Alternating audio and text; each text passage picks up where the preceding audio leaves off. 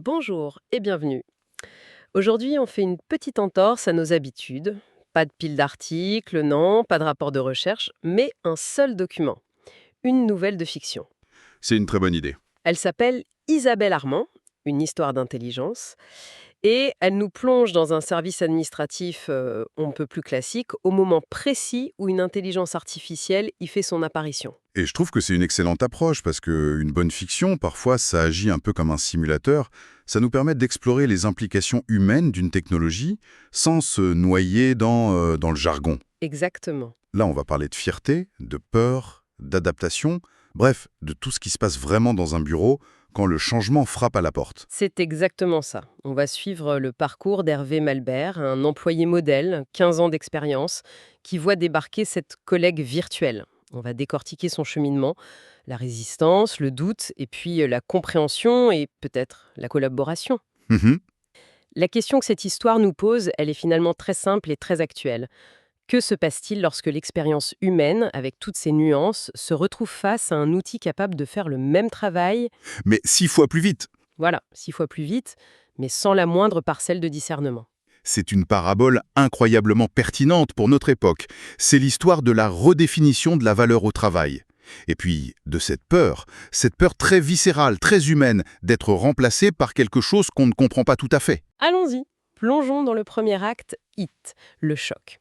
Un lundi matin, Hervé Malbert, 43 ans, découvre sur son écran une nouvelle interface, une sorte de chat qui se présente comme sa nouvelle assistante, Isabelle Armand. Au début, il ne comprend pas. Non, il est perplexe, il pense à une nouvelle stagiaire, peut-être une collègue en télétravail, jusqu'à ce que la machine précise être une intelligence artificielle. Et là, il a ce déclic. IA pour Isabelle Armand. Et la réaction est, Immédiate. Elle n'est pas curieuse. Elle est hostile. c'est le moins qu'on puisse dire. Sa toute première action, ce n'est pas de tester l'outil, c'est de préparer sa contre-attaque. Bien sûr. Il ouvre Excel et il crée un fichier au nom, disons, assez peu subtil, défaut-isabelle-armand.xls. Ah, le fameux fichier de la rancune. On en a tous un caché quelque part sur notre ordinateur. Mais au-delà de l'anecdote, c'est un mécanisme de défense qui est fascinant. Sa mission pour la semaine est claire. Traquer la moindre erreur, la moindre imperfection. C'est un réflexe de survie identitaire en fait. Pensez-y, son expertise, son jugement, c'est ce qu'il définit depuis 15 ans. C'est son identité professionnelle. Oui, c'est sa valeur. Exactement. Ce fichier Excel, c'est pas juste une liste d'erreurs, c'est son bouclier. Il ne se bat pas contre un logiciel, il se bat pour prouver qu'il existe encore, que son expérience a toujours de la valeur, quoi. Et des munitions pour son fichier, il en trouve. La liste s'allonge très vite. Il y a les erreurs classiques, l'IA qui ne pige rien à l'urgence humaine dans le dossier d'une certaine Madame Joubert, Ah, le cas classique. une dame âgée qui a besoin d'un remboursement pour ses médicaments. Et sa demande est classée en priorité faible. Ben voilà. C'est le piège. L'IA lit les mots, elle ne lit pas entre les lignes. Pour elle, urgence est un mot-clé, pas un cri du cœur. Elle n'a aucune intelligence émotionnelle. Zéro. Il note aussi des confusions factuelles, comme deux filiales d'un client qui sont interverties, ce qui rend un rapport stratégique complètement inutile. Hmm. Et mon passage préféré, elle lui propose une solution prétendument innovante qui est en fait une vieille recette des années 90. Ami, le recyclage de concepts sans aucun recul critique. Elle n'a pas d'expérience vécue, pour lui dire ça, on a déjà essayé il y a 20 ans et ça n'a pas marché. Elle compile, elle ne pense pas. Bref, à la fin de la semaine, sa liste compte 17 défauts bien documentés. Il est persuadé d'avoir un dossier en béton. Il se dit c'est bon, je l'ai. Voilà. Il va prouver que cette IA est un fiasco total et qu'il faut tout arrêter. Il prend donc rendez-vous avec son manager, Patrick Durand, et il s'attend probablement à être félicité pour sa vigilance. Et on s'attend tous à la même chose, n'est-ce pas? Soit le manager dit «Merci Hervé, tu as raison, on arrête tout», soit il lui dit «Désolé, c'est comme ça, il faut faire avec». Mais ce qui se passe est beaucoup plus subtil. La conversation ne va pas du tout se passer comme il l'avait imaginé. C'est le moment de la douche froide. Durand, son manager, écoute attentivement sa liste d'erreurs. Il ne les nie pas, il acquiesce même. Et puis, il ouvre un autre fichier sur son écran. Le fameux contre-argumentaire chiffré. Tout à fait. Premier chiffre, la productivité. Il lui montre que l'équipe Hervé plus Isabelle a traité 42 dossiers en une semaine. Hervé seul, la semaine d'avant, en avait traité 15. Presque le triple. Chiffre, la qualité. Et c'est là que ça fait mal. Le taux d'erreur de l'IA est de 4,7%. Le taux d'erreur humain moyen dans le service est de 6,2%. Ouch, le coût est double. Non seulement le tandem est plus productif, mais en plus, la machine, malgré ses erreurs qui sont flagrantes, est statistiquement plus fiable que les humains sur les tâches de base. C'est un choc pour l'ego. C'est énorme. Mais on peut se poser la question, est-ce qu'on ne sacrifie pas la qualité, le contact humain pour de la pure productivité? Le manager semble balayer les erreurs d'un revers de la main, c'est un peu inquiétant, surtout l'histoire de Madame Joubert. C'est exactement la crainte d'Hervé. Mais le manager fait quelque chose de très malin.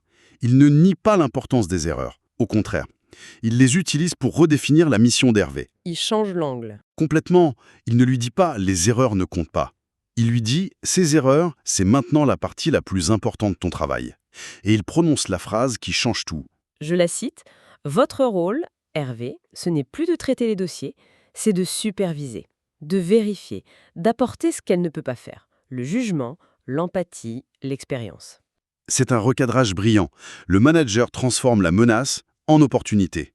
Il ne minimise pas les compétences d'Hervé. Il les élève à un niveau plus stratégique. D'un seul coup, la liste de défauts Devient sa fiche de poste. voilà. Ce n'est plus un acte d'accusation contre l'IA, c'est la définition même de son nouveau rôle. Il lui dit en substance, ta valeur n'est plus dans tes mains, elle est dans ta tête. Hervé sort de ce bureau complètement sonné. Il a gagné sur le fond, mais il a perdu sur la forme. Et après ce coup de massue, il passe un week-end d'enfer. On l'imagine ruminer, ne pas dormir, penser au crédit de la maison, à l'avenir. La peur classique de devenir obsolète. Oui, Et c'est une peur très légitime. L'histoire capture très bien cette angoisse existentielle de ne plus être utile, de voir ses compétences, affûtées pendant des années, devenir soudainement secondaires. et c'est souvent dans ces moments de doute intense que la lumière se fait. Au milieu de la nuit, il repense à une petite phrase de son chef, une phrase passée presque inaperçue.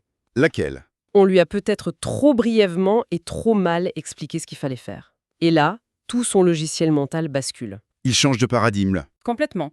Il réalise qu'Isabelle Armand n'est pas une concurrente toute puissante venue le remplacer. C'est une stagiaire. J'aime beaucoup cette image. Une stagiaire surdouée, incroyablement rapide, capable d'abattre un travail monstrueux, mais totalement immature, sans aucune expérience du monde réel, et qui a reçu une formation bâclée. Cette image mentale de la stagiaire très rapide mais immature, c'est un outil psychologique extrêmement puissant. Ça dédramatise complètement la situation. On n'est plus dans une lutte pour la survie, mais dans une relation de mentorat. Ça lui redonne le contrôle. Exactement. Un rôle actif et valorisant. Il n'est plus un simple correcteur qui subit, il devient un formateur qui pilote. Mais ça l'oblige aussi à faire un travail sur lui-même, j'imagine. Ce n'est pas si simple de former quelqu'un qui n'a pas de cerveau humain. Oui, et c'est la conséquence la plus cruciale de ce changement de posture. Pour former cette stagiaire, Hervé doit faire quelque chose qu'il n'avait jamais fait en 15 ans, formaliser son propre savoir-faire. Mettre des mots sur ses intuitions. C'est ça, toutes ces intuitions, ces trucs de métier, ces réflexes, tout ce savoir tacite, invisible, il doit maintenant le transformer en instructions claires, en protocole, en règles logiques qu'une machine peut comprendre. C'est un exercice de clarification de sa propre expertise, en fait. Il doit se demander pourquoi est-ce que je fais ça comme ça, instinctivement. Précisément, il doit déconstruire son intuition pour la rendre enseignable. C'est un travail incroyablement structurant. Et dans la nuit du dimanche, il ouvre un nouveau document. Fini le fichier Excel des défauts. Un nouveau départ. Il crée un document Word, amélioration isabellearmand.doc. Il a changé de camp. Et c'est là qu'on entre dans la phase la plus constructive de l'histoire, la nouvelle synergie. Dès le lundi, il ne se contente plus de corriger les erreurs après coup. Il commence à donner des instructions préventives. Il devient proactif. Il rédige des petits guides de style, par exemple. Pour présenter des idées similaires, utilise au moins 3 formulations différentes pour éviter l'effet de répétition mécanique. Il lui apprend la nuance, en quelque sorte. Il ne lui donne plus seulement des données brutes, il lui donne du savoir contextualisé. Il lui transmet son artisanat. Exactement. Il crée des règles basées sur des mots-clés pour que l'IA puisse enfin détecter l'urgence émotionnelle.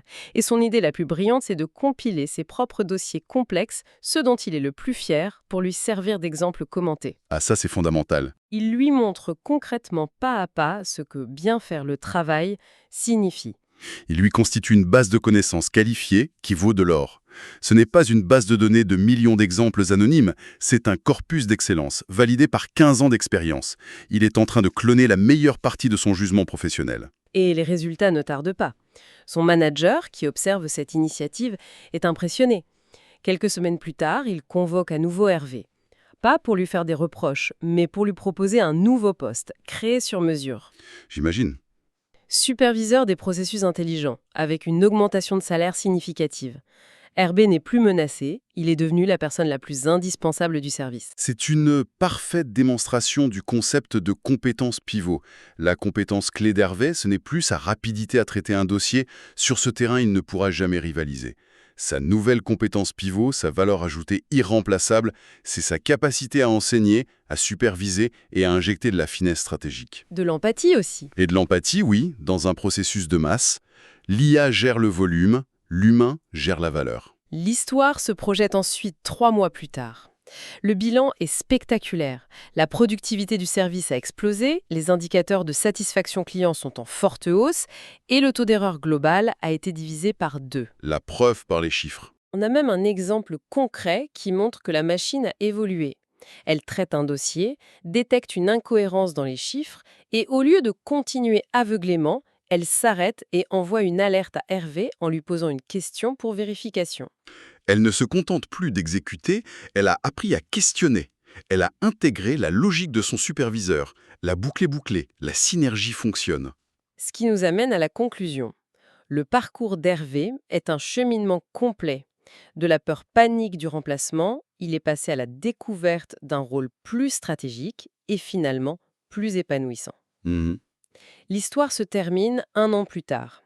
Hervé devient formateur, il aide d'autres services à intégrer leur propre Isabelle Armand, et la première diapositive de sa présentation résume toute sa philosophie. La phrase est simple, mais percutante. Je crois que je vois de laquelle vous parlez. Une IA ne vous remplace pas, elle révèle ce que vous faites vraiment. C'est exactement ça. Cette phrase finale, c'est le message central et le plus puissant du récit. L'IA agit comme un révélateur chimique. En automatisant les tâches répétitives, prévisibles, elle fait disparaître le bruit de nos métiers et elle laisse apparaître ce qui compte vraiment, notre véritable valeur ajoutée. Ce que la machine ne peut pas faire, en somme. Précisément, la créativité, l'esprit critique, la vision stratégique, la capacité à gérer une négociation complexe, à rassurer un client angoissé. L'IA ne vole pas le travail. Elle nous force à nous poser la question, au-delà des tâches que j'exécute, quelle est ma véritable compétence? Quel est mon jugement, ma sagesse? C'est une question qui peut être déstabilisante. Au départ, oui, mais qui est incroyablement valorisante au final. Ce qui nous amène, pour conclure cette analyse, à une pensée finale. L'histoire nous montre qu'Hervé est devenu indispensable non pas en étant le meilleur exécutant, mais en devenant le meilleur professeur pour la machine. Oui. Cela soulève une question pour chacun de nous, dans nos propres métiers. Si la compétence la plus précieuse de demain est celle de savoir transmettre notre savoir-faire à un système intelligent, quelles sont les connaissances implicites, ces évidences de notre profession, ces intuitions que nous devrions commencer à identifier et à formaliser dès aujourd'hui? C'est une question fondamentale. Qu'est-ce qui, dans notre travail quotidien, relève de l'instinct, de l'expérience non verbalisée, et comment pourrait-on commencer à le cartographier, à le transformer en connaissances partageables, non pas avec la peur d'être remplacé, mais avec l'ambition de devenir comme Hervé, celui ou celle qui pilote l'outil au lieu de le subir.